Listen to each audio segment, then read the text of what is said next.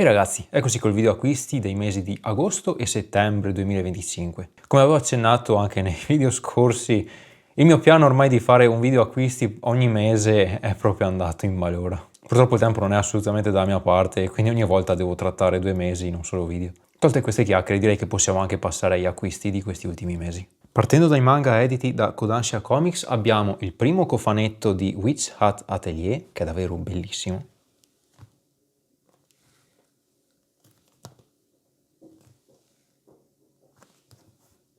Il quale contiene i volumi numero 1, 2, 3, 4, 5 e 6, più anche vari disegni. 1, 2, 3, 4, 5, 6, 7 e 8. Parlando del manga in sé, per adesso mi sta piacendo, ancora non mi sta entusiasmando, comunque siamo ancora all'inizio, io ho letto solamente questi volumi, non ho proprio letto altro. Sicuramente le basi per una bella storia ci sono tutte, col tempo vedremo.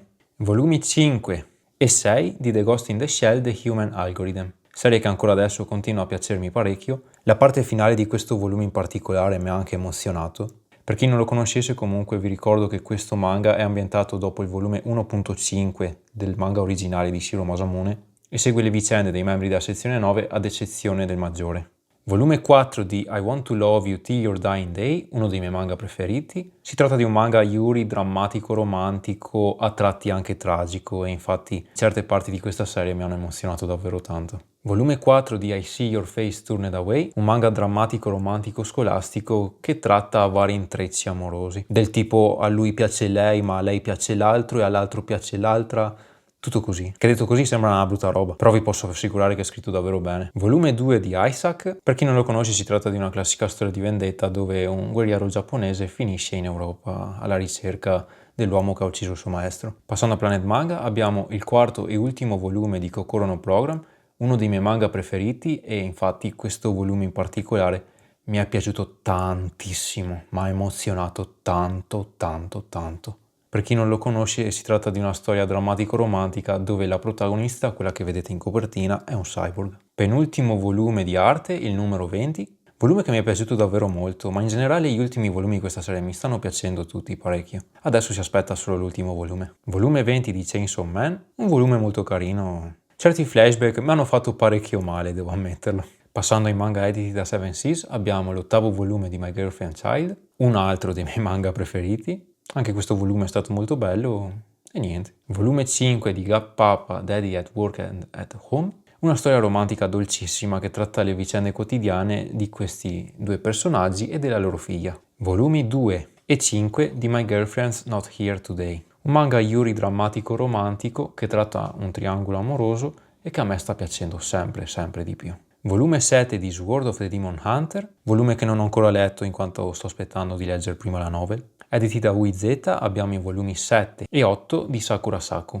uno shoujo scolastico romantico classico. Edito da Square Enix abbiamo il secondo volume di Assassin and Cinderella, un manga con dei disegni bellissimi e una storia ok, ecco. Edito da Star Comics abbiamo il volume 45 di Yon la principessa scarlatta, un altro volume molto bello. Edito da Hikari abbiamo il volume 6 di Distrutta dal tuo amore, volume che ho adorato la follia e infatti dopo di questo ho aggiunto di prepotenza a questo manga ai miei preferiti. È una storia drammatico-romantica che tratta anche temi come il bullismo, ma anche cose addirittura peggiori. Molto cruda comunque come lettura. Edito da Dynamite Manga abbiamo il volume 9 dei Semi dell'Eros, un volume carino però secondo me un po' sottotono rispetto ai precedenti. Edito da Yen Press abbiamo il volume 3 di K-On! Shuffle, un volume divertentissimo come lo era anche la serie originale. Edito da Ishii abbiamo il secondo volume di Bokurano, altro volume che mi è piaciuto davvero tanto. Volume 4 di Someone's Girlfriend, una serie che ancora adesso non riesco bene ad inquadrare. Più che altro non riesco a capire se voglia prendersi sul serio o meno.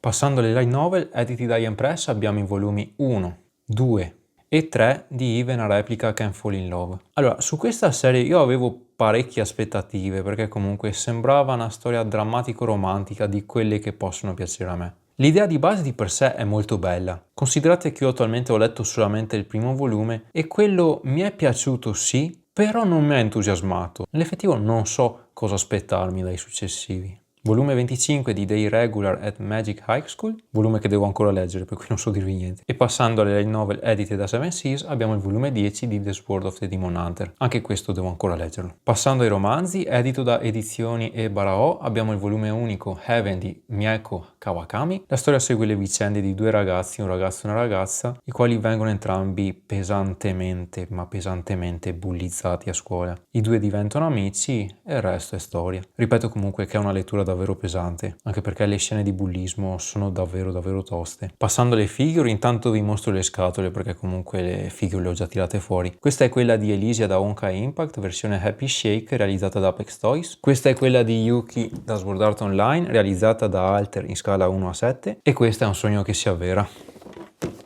Inori di Guilty Crown, realizzata da Good Smile Company, scala 1:8. Questa è Elysia. Ovviamente è uno dei miei personaggi preferiti di Honkai Impact 3, in questa versione super tenerissima. Quanto simpatica che è. Questa è Yuki di Sword Art Online, uno dei miei personaggi preferiti della serie, anche perché il volume Mother's Rosario della novel ai tempi lo avevo letto quasi interamente piangendo. E questa è Inori di Guilty Crown. Davvero bellissima, poi comunque Guilty Crown è letteralmente il mio anime preferito in assoluto da anni, da tanti anni, per cui quando dico che si tratta di un sogno che si avvera non scherzo proprio per niente. Rimanendo sempre in tema Guilty Crown, dai ragazzi di Cosplay Mood mi sono fatto fare su commissione la collana indossata da due certi personaggi della serie. Davvero bellissimo. E con questo è tutto, spero che il video vi sia piaciuto, noi ci rivediamo alla prossima. Bye bye!